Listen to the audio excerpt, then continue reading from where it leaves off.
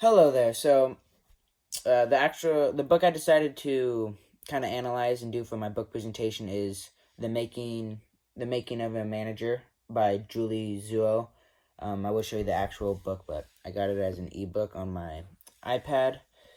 I just did like a practice run of this presentation, and I looked at the time and I was over 11 minutes. So I gotta make this one fast. There's a lot to say for this book.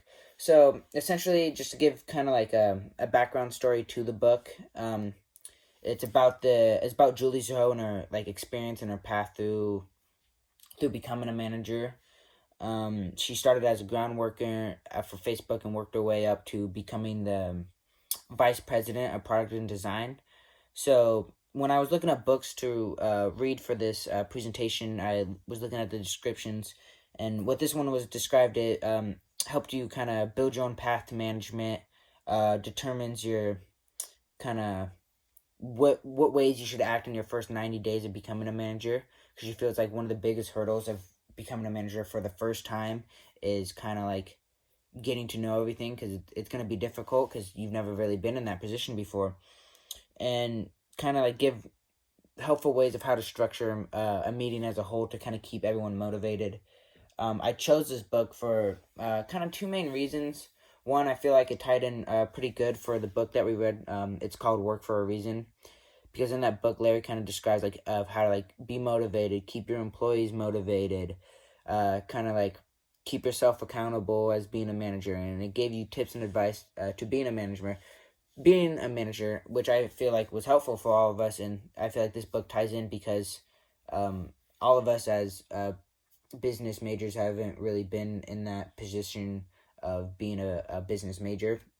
I mean, being a manager. So this kind of will help us kind of lay the groundwork, hopefully, to being in that role someday, hopefully. So, like some three to four takeaways that I took from the job was that uh not took from the job but took from the book was that Julie kind of had her own way, her own like thought of like how a manager should be going into becoming a manager. She kind of thought that like all you really did was like help solve problems, have meetings, make reports, give feedback to the higher ups, and figure out who should be promoted and who should be fired. Which when I look at what being a manager, I do tend to think of those like key features. But as like the book kind of played out, she kind of came up with her own kind of way of what exactly a manager is. And one of the key points that she strived about was that you need to build a team that works well together.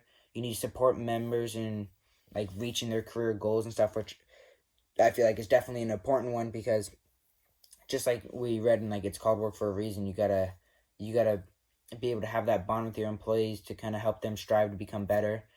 And this all ties into the next point of like what it means to be a manager, and that is like to create a process that works smoothly and efficiently, which I personally feel is going to be the hardest part as a manager, because I feel like you can always improve, and there's always like kind of that fine line between quantity and quality that we got to find that perfect balance.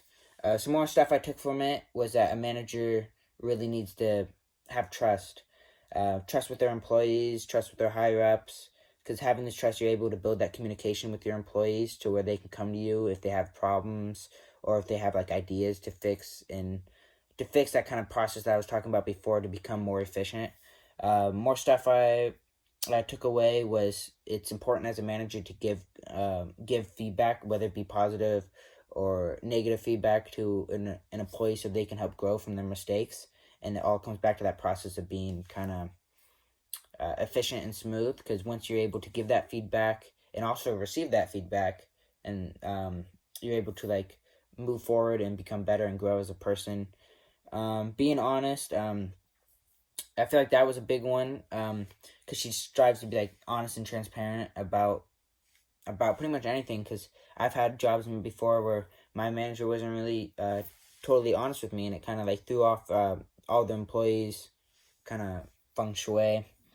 And another big thing that I took away was that she described about a person should really admit their own mistakes in order to grow as a person, because once they're able to do that, they're able to see what they did wrong and really kind of improve and build upon that. and become the best manager they can be, to kind of yet again strive for that more like efficient and successful kind of work environment for everyone as a whole. And it really comes down to managing yourself, because I know it's called Work for a Reason, describe this a lot. Managing yourself, knowing when you're stressed, kind of creating an atmosphere for yourself at home and for your life to kind of be able to come into the workplace and kind of have a motive and kind of have that strive to want to be want to create a place that is like not only safe but kind of successful and kind of like a good environment is what I'm trying to say for the employees around.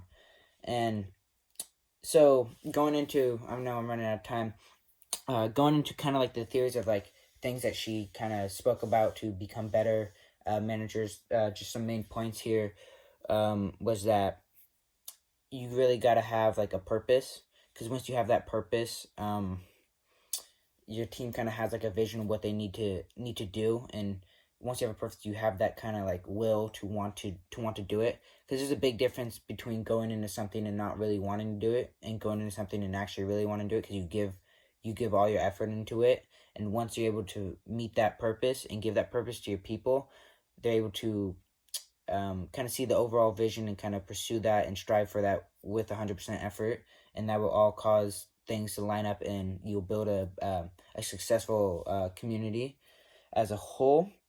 And building your team, the people that you choose to bring around you really affect a lot and really say a lot about your leadership style. Because she describes that in a way that like you're only as good as your weakest link. It's the same thing for like in sports. You're only as fast as your slowest runner. So, she makes that like a big theme in this, because having people with the necessary skills and the purpose and the motivation to want to come to work each day and do the work at 100% effort really kind of breeds success for the whole place, for everyone as a whole. And kind of another thing that she says, to kind of like trust the process. The process that you make for, like I described earlier, to become smooth and efficient. Once you have that set in place, and once you communicated that with your employees, you kind of got to have this this kind of like trust with it that it's going to work out, and you got to stick with it. And once you do that, you'll show to your employees that, wow, this is really going to work. And for them, they become more motivated and stuff, and it will all tie into that. There's more I have to say about this book, but I'm already at 8 minutes, so I got to cut it off there. Thank you.